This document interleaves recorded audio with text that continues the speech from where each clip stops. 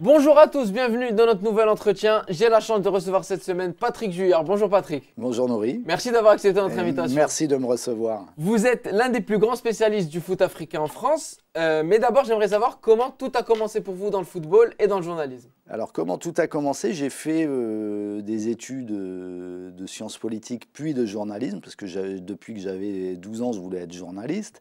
Tout pareil pour l'instant. Voilà. Même Et au départ, donc à l'issue de ces études, j'ai trouvé un travail dans la presse parlementaire.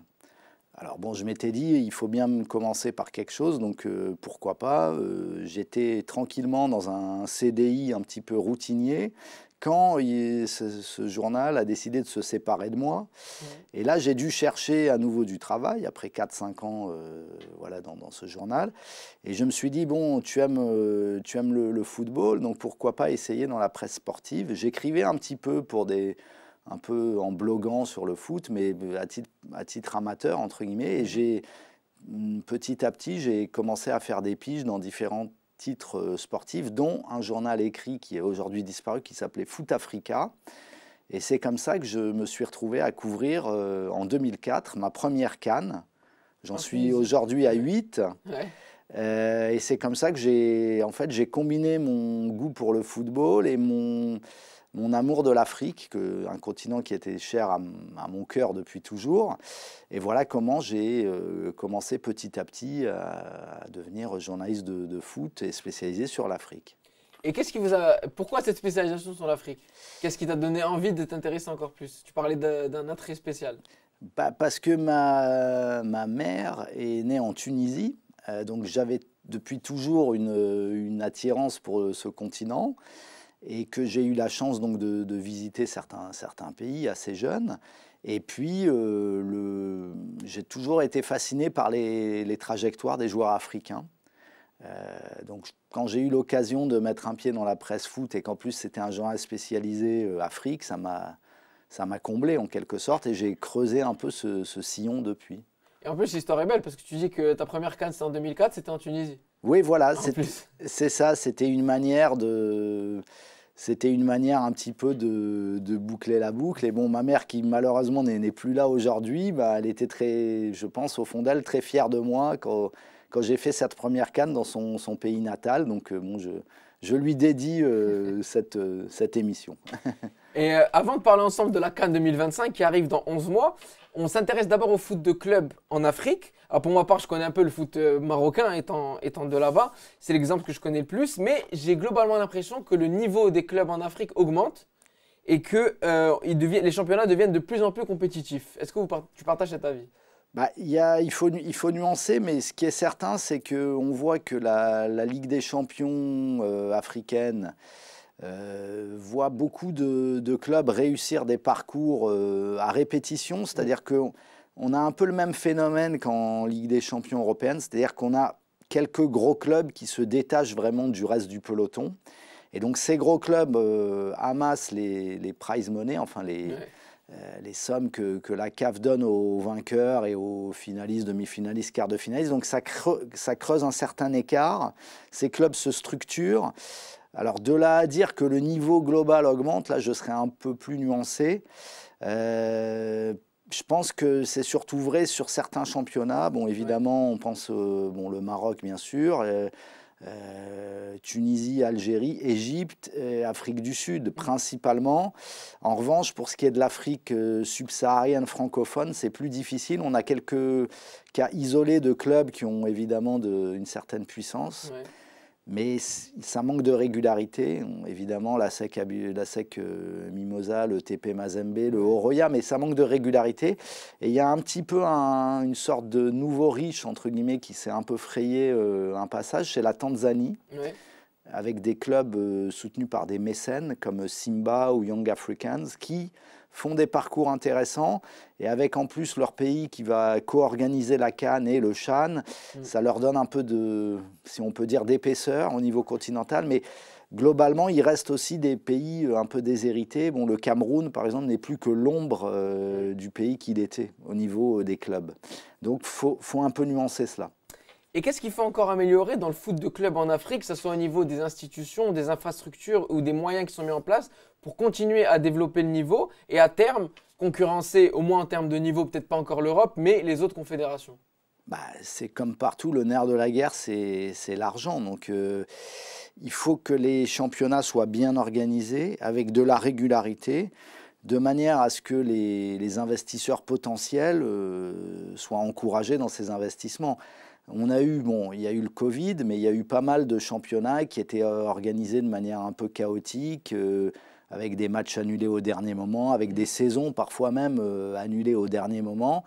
Et ça, c'est un peu difficile. Il faut une masse critique aussi. Je reviens du Bénin, Ouais. un pays bon, qui tente de se développer au niveau du football, qui fait du travail sur la détection des jeunes. Mais je trouve que pour un championnat semi-professionnel, il y a encore trop de clubs.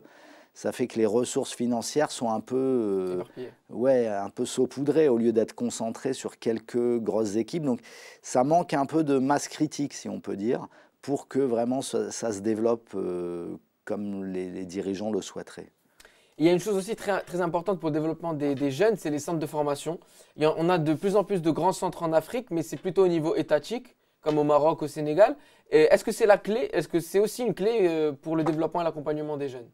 Oui, c'est une clé, c'est-à-dire qu'il faut qu'il y ait une bonne détection des talents, que les clubs, dans des championnats mieux structurés, offrent des premiers débouchés à ces jeunes talents qui puissent faire 1 ou 2 ans dans un championnat local bien organisé, pour qu'ensuite, quand ils partent en Europe, ils aient des bases, ils soient un minimum préformés, voire formés. Si on les prend comme ça se passe un peu trop aujourd'hui, c'est-à-dire dès qu'ils ont 16 ans, qu'ils n'ont jamais joué dans un championnat local et on les envoie dans ce poste formé en Europe, il y a beaucoup de, entre guillemets, de casse, il y a beaucoup de joueurs qui ne passent pas le cap du professionnalisme. Il faut, à mon avis, qu'ils puissent s'aguerrir un peu plus localement. Et ça passe, on revient à ce qu'on disait précédemment, ça passe par une meilleure structuration des championnats locaux et peut-être des championnats un peu resserrés, mais avec quelques gros clubs qui puissent sortir des joueurs et qu'une fois qu'on sort des joueurs, on puisse les remplacer par des jeunes qu'on a détectés, hein, qu'on crée une sorte de chaîne vertueuse comme ça pour faire monter les jeunes, ce qui n'est pas évident à faire parce que souvent les dirigeants aussi, il faut le dire, de ces clubs sont pressés. Et au lieu de laisser un jeune un minimum éclore, ils veulent le vendre tout de suite pour faire de l'argent tout de suite. Et ça peut freiner l'épanouissement de ces jeunes-là dans le football. Et parce que c'est un miroir aux alouettes aussi, le football. On leur promet beaucoup d'argent. Qui a vraiment le niveau pour devenir un joueur, ne serait-ce que d'un bon championnat en Europe? Pas tous. Donc il faut, à mon avis, déjà qu'ils puissent s'aguerrir localement. Et tu parlais tout à l'heure de l'exemple de la Tanzanie qui va co-accueillir la CAN 2027, le CHAN également. Est-ce que la multiplication des événements sportifs dans les pays vont aussi les aider à se structurer? Oui, parce que les instances sont de plus en plus exigeantes sur les infrastructures. Ouais. Donc s'il y a plus d'événements, il faut remettre plus de stades à niveau, voire en construire de nouveaux. Donc tout ça, ce n'est pas négatif a priori.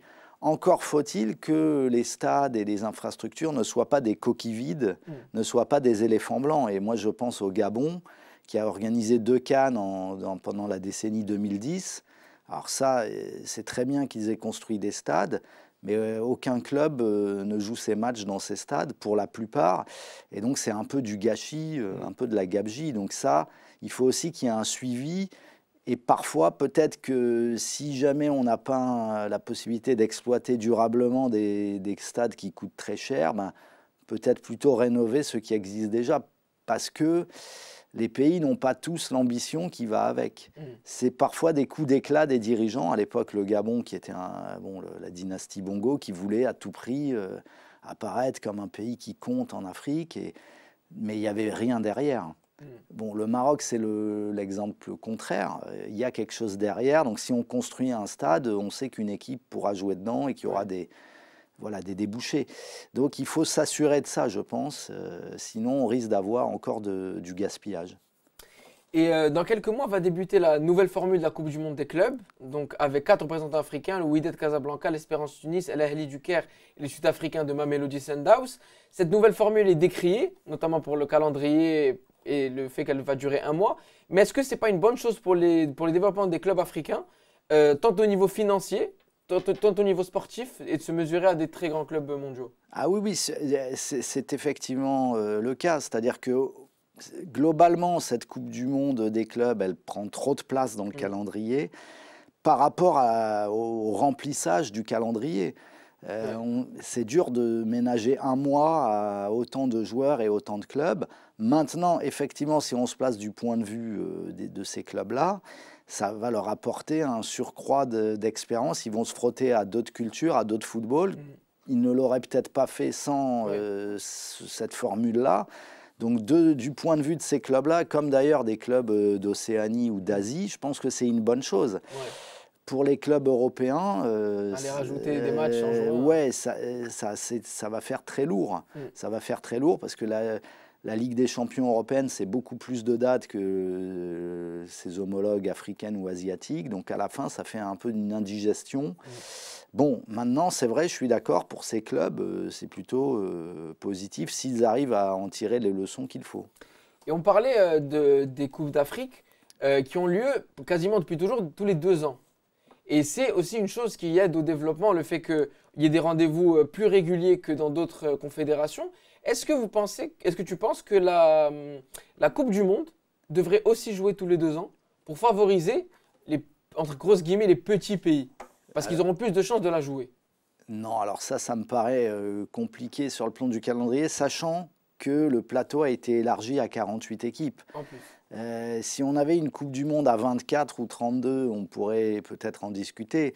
Mais moi, je pense que non, ça serait trop. Et puis, à la fin, on ne pourrait plus faire les éliminatoires dans les temps. Enfin, il y aurait des problèmes pratiques. Ou alors, il faudrait des systèmes d'invitation de pays qualifiés automatiques, ce qui va un peu à l'encontre de l'aléa sportif et de l'équité.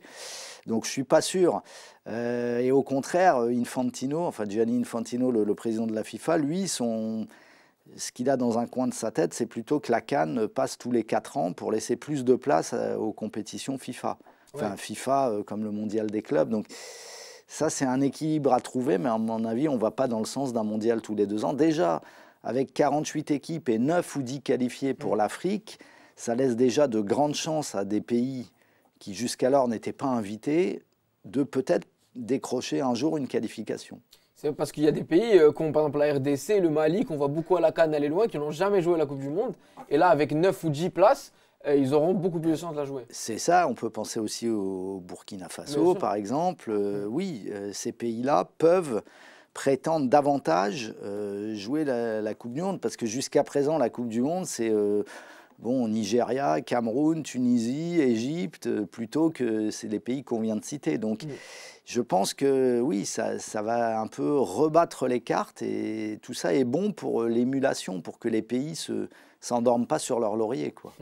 Alors, on l'a dit, CAN 2025 au Maroc, CAN 2027, Ouganda, Kenya, Tanzanie, Coupe du Monde 2030 en partie au Maroc.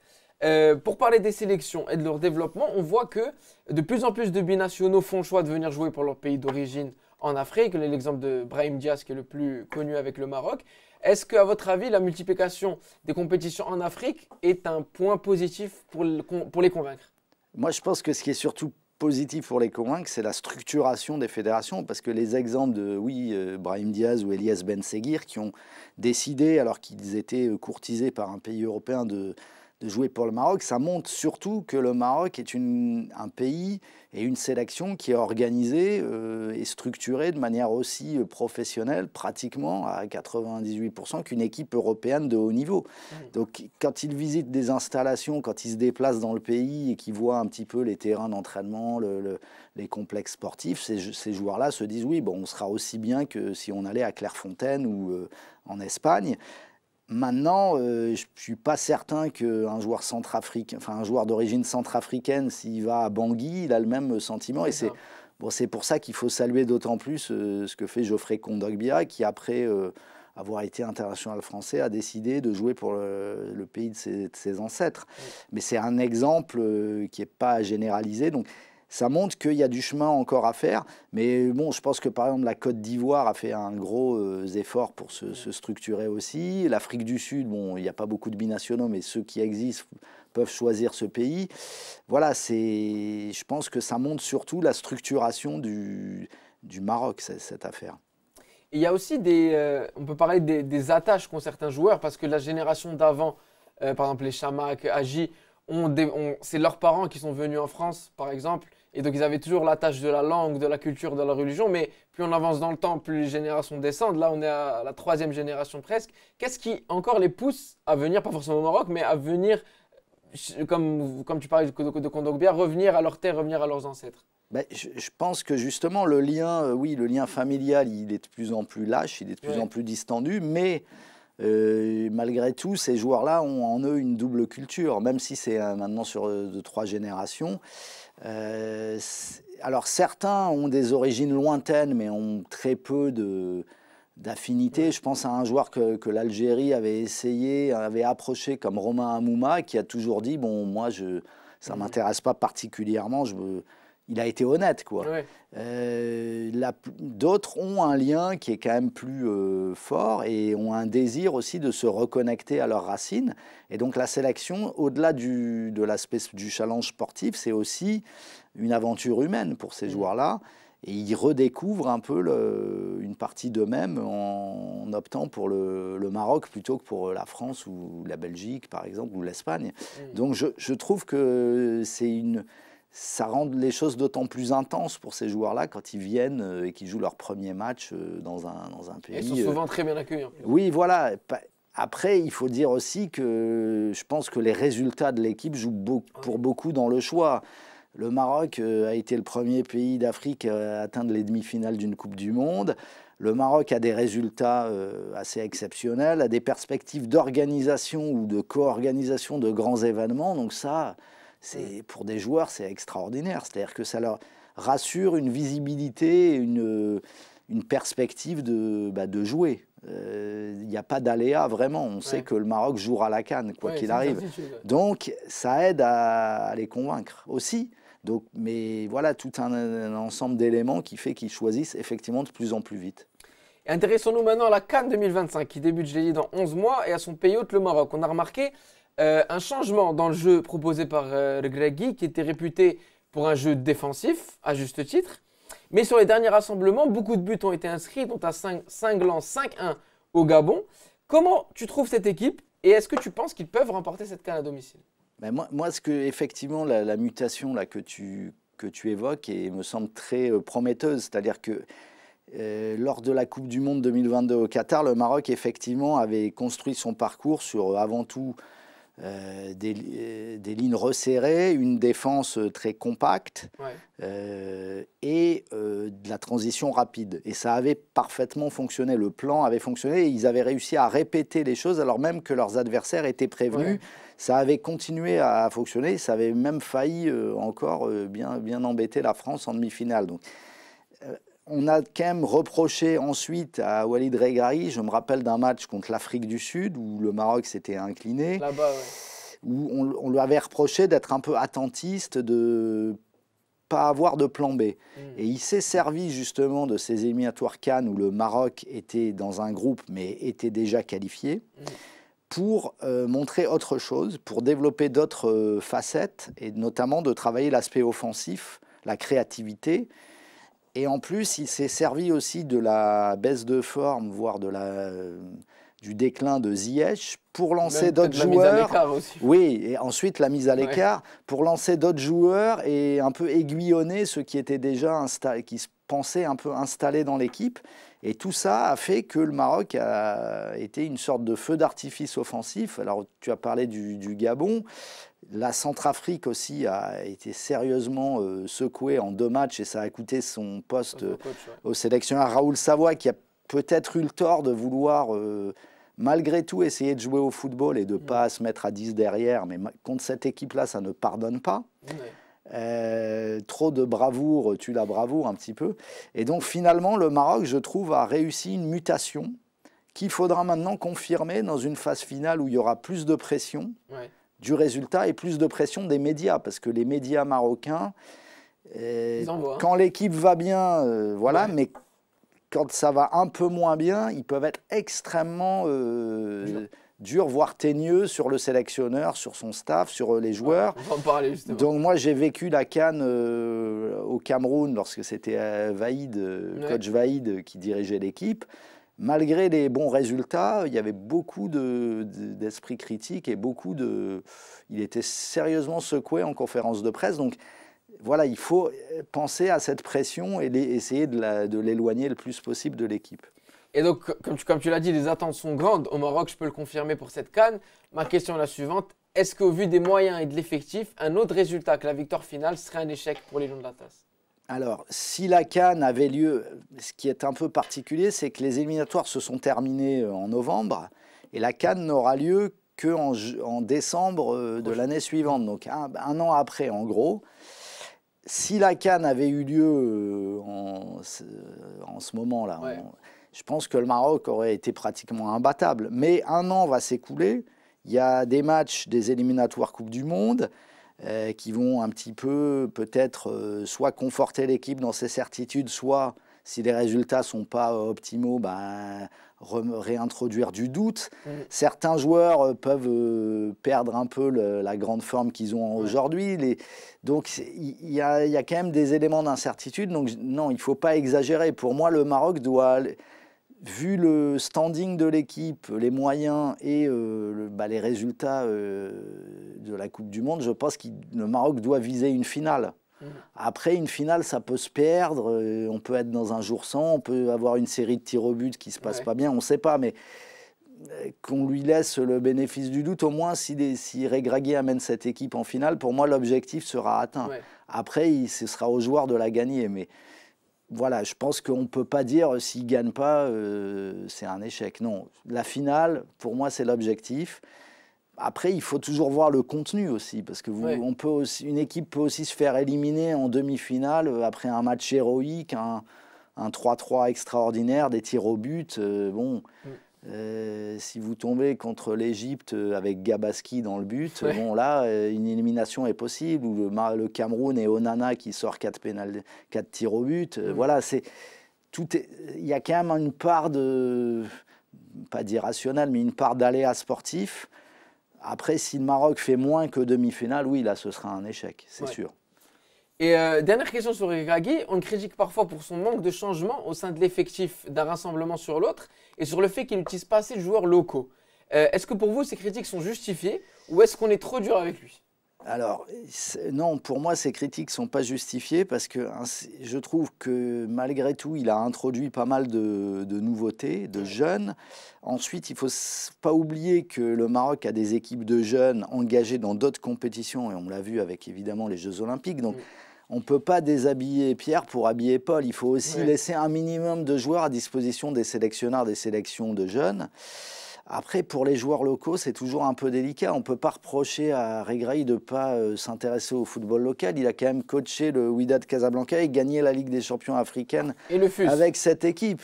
Donc, non, moi, je trouve que c'est un peu ingrat. Non, pour moi, Regragui, je n'ai pas vraiment de critique à transmettre. Il aurait pu se crisper après la Coupe du Monde et rester agrippé à un seul plan de jeu et à ne pas faire évoluer l'équipe. Je trouve qu'il a su le faire. Dans sa communication, il est quand même plus souple que ce qui était Vaïd et que ce qui était devenu Jamel Belmadi en Algérie, qui après des débuts très réussis, s'était un petit peu coupé de la presse et s'était crispé sur ces quelques certitudes. Je trouve que non, il me semble un peu plus souple et je trouve que pour l'instant, il se débrouille bien, moi, Regragui. Dans les pays voisins, la Tunisie semble un peu moins armée, mais du côté de l'Algérie et de l'Égypte, les équipes semblent prêtes à faire quelque chose de grand au Maroc. Les deux coachs disputeront leur première compétition. Quels selon vous les objectifs de ces deux nations? Ils ne sont pas exactement les mêmes. L'Égypte, son objectif, c'est toujours de gagner. Quel que soit le coach, même si c'est sa première CAN. Il n'y a aucun doute là-dessus. L'Égypte, c'est quand même une des meilleures armadas offensives du continent. Trezeguet, Marmouche, Mohamed Salah. Peu d'équipes peuvent en dire autant en attaque. C'est une équipe qui a une expérience exceptionnelle, qui, au contraire de ce qu'on peut parfois dire des équipes du Maghreb, intègre à plein les joueurs locaux, les meilleurs éléments du Ahly et du Zamalek sont dans l'équipe et donnent une ossature forte et des joueurs qui se connaissent, qui ont de la complicité. Donc, tous les espoirs sont permis, mais à chaque fois, il y a une forme de déception parce que l'équipe ne propose pas grand-chose par rapport à l'époque de Shehata, qui avait, je me rappelle, gagné une CAN avec 14 buts marqués en 5 matchs, qui est quand même exceptionnel. C'était en 2010. Depuis, l'équipe est un peu décevante sur le plan notamment offensif. Elle s'est surtout illustrée par des fortes défenses, des gardiens exceptionnels, mais on reste un peu sur notre fin offensivement. Les finales perdues, souvent de très peu, mais malgré tout perdues, 2017, 2022. Bon, l'Égypte a, à mon avis, beaucoup à se faire pardonner et elle visera rien d'autre que la victoire. A fortiori, c'est en Afrique du Nord. Elle n'a pas peur de voyager, elle a déjà gagné sur tous les terrains. L'Algérie, c'est autre chose. C'est une équipe qui est, au contraire de l'Égypte, qui est une équipe en reconstruction, en transition générationnelle. Petkovic, lui, a beaucoup essayé de joueurs pendant Vladimir Petkovic, le coach bosno-suisse de l'équipe. Il a beaucoup essayé de joueurs. Il a, à mon avis, pas encore trouvé pleinement la bonne carburation. Mais malgré tout, moi, il y a un match qui m'avait plu de cette équipe sur les mois là, des éliminatoires. C'est le match au Libéria où, dans un contexte difficile, sur une pelouse pourrie, l'équipe a réussi à bien tenir son adversaire et à faire un vrai match d'équipe sur d'elle à l'extérieur, ce qui n'était pas trop le cas jusqu'alors. L'équipe a aussi perdu un match éliminatoire Coupe du Monde à domicile contre la Guinée. Bon, il y a encore un peu de doute. Il y a aussi le fait que Riyad Mahrez est clairement sur le déclin, mais n'a pas été vraiment encore... son cas n'a pas encore été tranché. Une fois il est là, une fois il n'est pas là. On ne sait pas trop si Petkovic aura le courage, si son niveau ne s'améliore pas, de l'enlever de l'équipe. Ça peut un petit peu peut-être parasiter les choses. Mais malgré tout, il y a du potentiel, surtout sur le plan offensif dans cette équipe. Et je pense qu'elle peut enfin peut-être délivrer de l'étiquette du favori. Peut-être qu'elle peut davantage surprendre. Et qu'en plus, ça sera au Maroc. On sait la rivalité entre les deux pays. Peut-être que ça donnera un surcroît de motivation à ces joueurs. Pourquoi pas pour créer la surprise. Mais je vois quand même l'Égypte bien en avance sur l'Algérie aujourd'hui. Et une des difficultés qu'il va y avoir dans cette CAN, c'est son calendrier. Alors non seulement elle est placée en hiver, mais surtout placée seulement 6 mois avant la Coupe du Monde 2026. Ce qui fait que les pays qui contre-performeraient, tout en étant qualifiés ou presque qualifiés, ça risque d'être un casse-tête. Parce que est-ce qu'on mise sur la continuité ou on change tout dans un laps de temps très réduit? En cas de mauvaise CAN, ça c'est le problème de beaucoup de fédérations africaines. C'est-à-dire que on voit pourtant que les sélectionneurs qui réussissent sont ceux qui ont du temps, hein, sont ceux qui peuvent un peu installer les choses dans la durée. J'ai bien peur que si ça se passe mal pour certains, il y ait encore ce qu'on appelle du chamboule-tout, c'est-à-dire que, et on le voit, le Nigeria, par exemple, pays ambitieux, est qualifié pour cette CAN, mais mal parti dans les éliminatoires Coupe du Monde, mais pas encore mort. Hein, ils peuvent se reprendre. A nommé Eric Schell, qui avait été en poste au Mali, mais on ne sait pas vraiment le terme du contrat. Et en gros, ça veut dire que s'il ne réussit pas à qualifier l'équipe, à mon sens, il pourra dire au revoir. Donc ça, à mon sens, c'est pas du bon management, parce qu'on donne à un coach, on lui met une épée de Damoclès au-dessus de la tête d'entrée. Donc c'est pas très bon. Et on avait entendu que Hervé Renard aussi, on lui avait proposé, et que justement cette épée, c'est pour ça qu'il l'a refusée. Et on peut le comprendre. On peut le comprendre. Après, Hervé Renard, on ne peut pas dire que son passage à la tête de l'équipe de France féminine a été une grande réussite. Je pense aussi que la fédé nigériane en a aussi tenu compte dans sa proposition, malheureusement pour lui. Et avant de se quitter, terminer par un petit jeu, une question sur l'un des joueurs les plus en vue de la saison, on en a parlé juste maintenant, Mohamed Salah, qui cartonne avec Liverpool, premier de Première Ligue, top 8 avec des champions. Est-ce qu'à date, il est l'un des plus gros prétendants au Ballon d'Or 2025? Ah oui, très clairement. Pour moi, si on arrêtait le compteur aujourd'hui et les votes aujourd'hui, c'est lui, et de loin, il n'y a aucun doute là-dessus. C'est le joueur le plus régulier, le plus impactant. Et il suffit de voir les classements de Liverpool en Ligue Ouais. des Champions et en Première Ligue, le championnat le plus compétitif de la planète. Il marche sur ces compétitions. Donc oui, ça là aujourd'hui. Et si on arrête les votes là au 17 janvier, il est Ballon d'Or. Donc peut-être un héritier exactement 30 ans après Georges Weah. On le souhaite et On ce le serait souhaite. tellement beau pour l'Afrique. Ouais, ce serait mérité. Voilà. Et comme je vous ai promis, petit jeu pour la fin, légende, pas légende. Je vous donne des noms de footballeurs africains qui sont encore actifs ou pas, et vous me répondez légende, pas légende. C'est parti. Riyad Mahrez, Légende. Yaya Touré, Légende. Sadio Mané, Légende. André Ayou, Pas légende.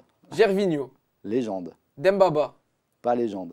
Michael Essien, Légende. Yassine Bounou, Légende. Pierre-Emerick Aubameyang, En Afrique, pas légende.